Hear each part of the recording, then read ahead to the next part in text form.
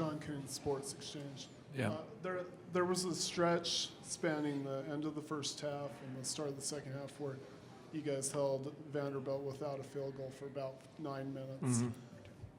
And there were other stretches, shorter but similar to that for the game. How critical were those stretches and those stops that your defense was able to get when it was so tight down the stretch? Yeah, I mean, coming into the game, watching these guys on film all week, we knew we were going to have to win with our defense. You know, this is not a team you try to outscore. They're too prolific. They shoot it too well. They space you out.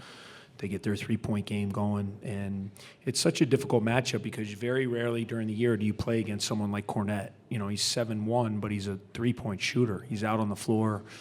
And, you know, they force you to do a lot of switching because of that. And they get mismatches and drive and kick. And, you know, we just talked all week about trying to limit their threes. You know, I know they made 9, but had to shoot 26 to get them. And in the second half, you know, we were able to build a lead by getting stops. And then we executed. And, you know, then they got going, especially Fisher Davis. You know, his shooting really brought them back and gave them life. And then we had an enormous amount of game pressure on us the last 4 minutes and had to really dig down, make free throws. We got one stop when we needed to on the last one with a chance missing and then getting fouled. And, you know, fortunately, we were able to get a big win. You're right down here. Hey, Chris, Eddie Pels from AP.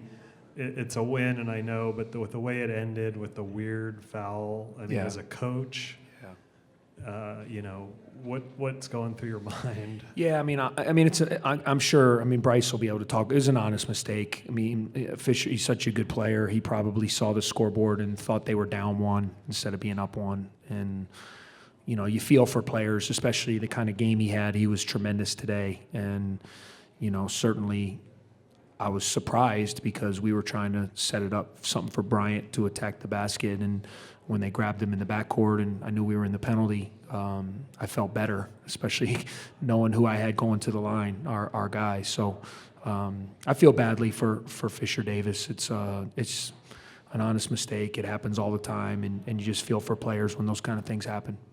Okay, right here, third row on the blue. Zach Peerless, inside on you. You guys have been able to close out some close games this year when you haven't been able to. Earlier, I guess, first 2 years. How important have these close games throughout the year and into the Big Ten tournament and now today? How have they helped you out today? No, they're huge. I mean, it's been our whole process over the past couple years. You know, finding a way, and so many times in the past couple years, getting our hearts broken, not being tough enough to finish games. And this year, you know, we've lost a few, but for the most part, I felt really good how we've handled end of game situations and close games. You know, we've executed well, we've gotten stops, we've made free throws. And to me, that's toughness. It's confidence and toughness and a belief. And those are all things and characteristics that our team has this year and has made them a lot of fun to coach. Right down here, first row. Garrett Jochner, the Daily Northwestern. So in those final few moments where Derek and BMAC are heading to the lines, those crucial pressure, as a coach, what's going through your head when you can't necessarily call something, but you know it's going to come down to this? Yeah, you just, obviously your stomach's churning because you want it so badly. I mean, those two kids nobody works harder than those two guys. And, you know, for me, all I'm saying to myself is these guys deserve it. You know, and I'm just telling myself to give myself confidence and, like, they deserve it. They put in the time, they put in the work, they deserve to make these. And you just hope, you know, that they're able to come through. I was really proud of Derek, especially. You know, he's had his struggles at the line throughout his career. He works at it religiously every day. And for him to walk up and make 6 in a row, you know, in the last 6 minutes or whatever it was, especially 4 in the last 3 minutes or whatever it was, you guys are good at that stuff. I was really proud of him. You know, Brian is a guy you want on the line. I mean, he's got ice water in his veins, and you know he's going to make those. But, you know, with Derek being in that situation kind of for the first time, really big growing experience for him to step up there and make those free throws when we needed them. Your fourth row right there. Hey, Chris, Teddy, Greenstein, Chicago Tribune.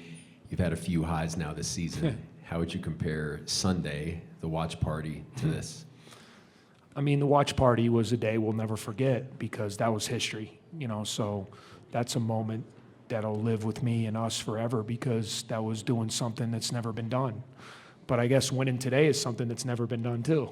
A Northwestern winning an NCAA tournament game. So, you know, all of us work. You dream of playing in the NCAA tournament. You dream of being in these games. That's why you get in the gym with these guys. It's why you put in the time. And when you dream, and I tell these guys all the time, when you dream about these games, you don't dream about losing them. You know, you don't dream about playing scared. You don't dream about being timid. You dream about playing great. You dream about having confidence. You dream about winning. And so for those guys to go out there and have that moment, and again, with this crowd, I just can't say enough. I've been in a lot of NCAA tournaments and been a part of a lot of games, I think 50-something games as a player or a coach. When I walked out and saw all that purple out there, man, it got me for a second, because it just showed what a special place we're at and how much support this team has gotten from all the NU fans and alums all over the country. Okay, first row on the blue. Tim Balkdale, Northwestern. Even aside from the 2 big free throws, BMAC hit a bunch of big shots down the stretch. There was the flood in the lane with like a minute left. Yep. How much do you trust him in those situations, and what do you think makes him so good in those situations? I trust him quite a lot. I've always trusted him. I've trusted him since I put the ball in his hands from day one, his freshman year. The kid's a winner. He lives, breathes, sleeps this. You know, he's passionate about winning in the game, and he wants the ball in those situations. And for us, it was just about, we wanted to get the right matchups. They were doing a lot of switching. So we were just trying to get the right matchup that we thought he could exploit and get to the basket and at least get in the lane. And if he didn't score, you know, I think the one time he missed and Derek, you know, Cornette had to come over and help, and Derek got fouled on the weak side. So he was tremendous. You know, I thought he was the best player on the floor today, and that's saying something, because there was a lot of good players out there. Okay, right here. Natalie Lax, NBCSports.com. This team's dealt with tension and pressure a lot this season, from the Michigan game to today. Just a little bit. In those final few minutes where things got close, what were you telling the guys, especially as they went to the line? Just trying to stay calm. You know, I always just try to use my gut instincts with my guys. What do they need at that moment? Do they need some fire? Do they need calm? Do they need poise? And, you know, we were really calm and poised in the huddles. You know, in the NCAA tournament, the timeouts are a little bit longer, so you have a little more time to kind of relax, talk, explain the situation, explain what we're trying to do on both ends. But, you know, we have veteran guys out there. We have guys that have played in a lot of games, and I'd be hard-pressed to think that there was any team in the country that played with more pressure on their backs than us the last month of the season. You know, the constant daily, you know, will they make it? Are they going to collapse? Is this the Northwestern we're always used to seeing? And, you know, it's for us to break through the way we did. You know, I've noticed ever since winning that Michigan game, we've relaxed and we've gotten back to playing the way we've played all year. You know, you don't win 24 games without playing really good basketball, and this team has done that consistently all season long, and we're just excited to see another day. I mean, that's what's great about this tournament. If you get a chance to play, it doesn't matter how you did it. You know, you just got to try to live to see another day, and we were lucky to be able to do that tonight. Okay, third row on the red. Ian McCaffrey, Inside and you. Coach, how good was Bryant today? Like, so what did you see from him, even with the foul trouble, still being able to score 25 points and lead the team? I just thought he was in a really good rhythm early. You know, I thought he had great pop today. I thought he was really, you know, throughout the course of the Big Ten season, teams really try to wear him down. You know, they send different guys, they double him, they trap him, they try to get into his legs. And, you know, we felt coming the way Vanderbilt played, that's not really how they play defense. They're very good, kind of a containment man-to-man, plug gaps. So I felt like he would be able to really exploit some of those things with his rhythm and, you know, being able to either score or find guys. And I just thought from the right away, he was just really confident. He had a great look. He looked fresh. And I think it helps, too, the longer timeouts and the longer halftime. It gives him an opportunity to get a little more rest, because we rely on him to do so much for us out there. Okay, we have time for a couple more questions. We'll start with the gentleman in the blue and then back row. Coach, you guys compared Vanderbilt a little bit to Michigan with their ability to shoot the three. Sure. And I know in the Michigan game you guys tried to switch every screen. I know that caused some problems today with Cornette on McIntosh a couple of times. Yeah. But how important was that, and did you take some of those tendencies from the Michigan game and bring them here? We did. You know, actually, they run a lot of the same actions that Michigan runs with the way they play. And Michigan, obviously, with the big kid Wagner, who's very similar to Cornette.